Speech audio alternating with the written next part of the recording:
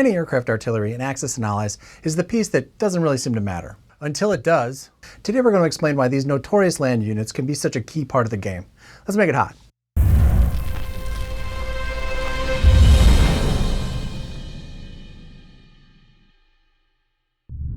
Welcome to Board Game Nation. My name is Gary Blevins. Thank you so much for watching.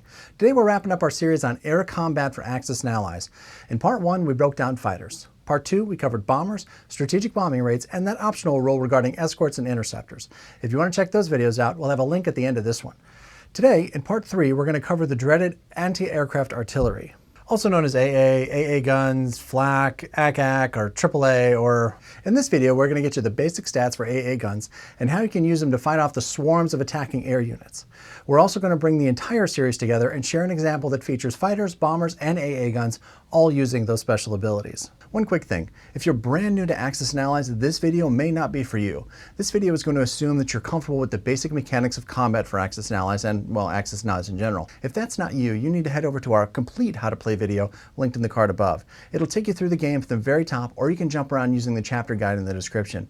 This video series is for folks looking for rules clarifications and examples specifically about air combat. Overall, we'll be focusing on 1942 2nd edition, but the rules for anti-aircraft artillery, sometimes actually called AA guns in the rulebooks, have changed a number of times over the life of the game. This video is a great place to start for any version of the game, but you're going to want to check the rules for the version that you're actually playing to make sure you get the rules right. For a look at the rules for just about every copy of Axis and Allies and a ton of other resources that are for really any level of player, make sure you check out axisandallies.org, links in the description. Before we get started, if you enjoy content like this, please support the channel, subscribe. Thanks. All right, let's do this. Here are the basic stats for AA guns. Anti-aircraft artillery, or AA guns, or AAA, has a cost of 5 IPCs and has a movement capability of 1, but can only move during non-combat. It has an attack value, but it doesn't attack in the same way as anybody else. It's defensive only. They do have a special ability that can really turn the tide of the game. They get a chance to shoot down attacking air units. AA guns are probably the most overthought piece in the game.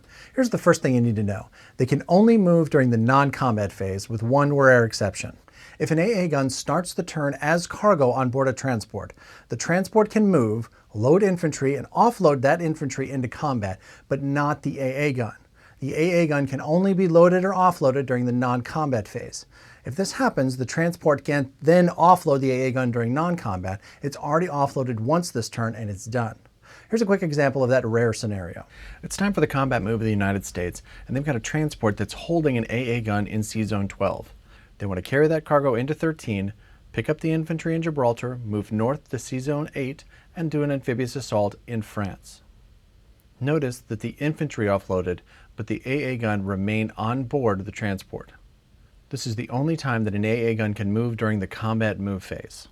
And by the way, if an AA gun is on a transport and that transport comes under attack by air units, it doesn't get to fire. It's just cargo, and it doesn't engage in the combat that it's in any way. The next thing to know about AA guns is that they will only fire on the defense, and only if the land territory that it occupies comes under attack by air units. When that happens, the AA gun can only fire during the first round of general combat and before any attacker's dice are rolled. When they fire, defending AA guns can fire at up to 3 enemy air units, and each enemy air unit can only be fired at once. The defender will score a hit on the roll of a 1, and each hit immediately downs an air unit, meaning that it will not get to fire during the attacker fires phase of combat. Let's look at a simple example of AA guns in action. You can see here that France is defended by Germany with 4 infantry and 1 AA gun.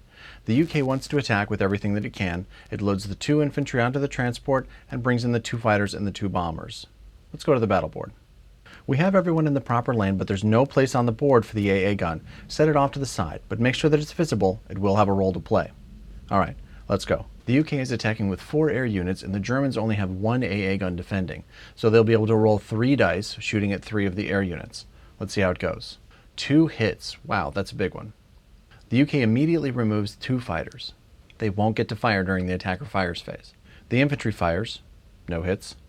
The 2 bombers fire, and they get 2 hits. The Germans will take those hits, 1 on the infantry and 1 on the anti-aircraft artillery. The 4 infantry fire back, and they get 2 hits. The UK removes the 2 infantry.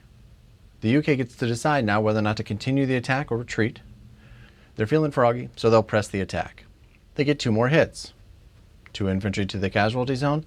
The Germans fire back, and they get No hits this time.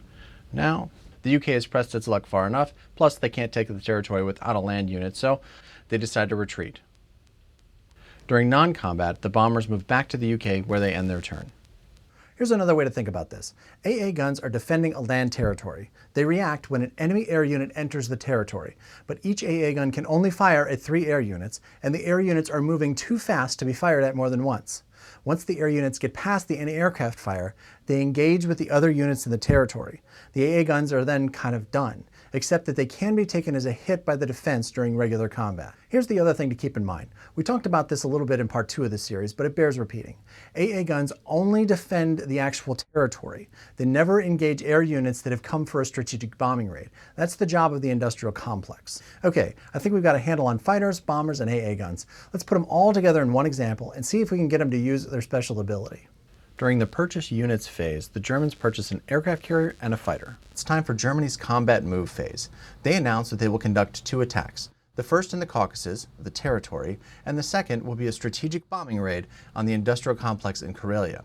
They place the upside-down control markers at the site of each attack and move units into the battle. You'll notice that I've placed counters for each air unit. This indicates the remaining movement capability of each unit.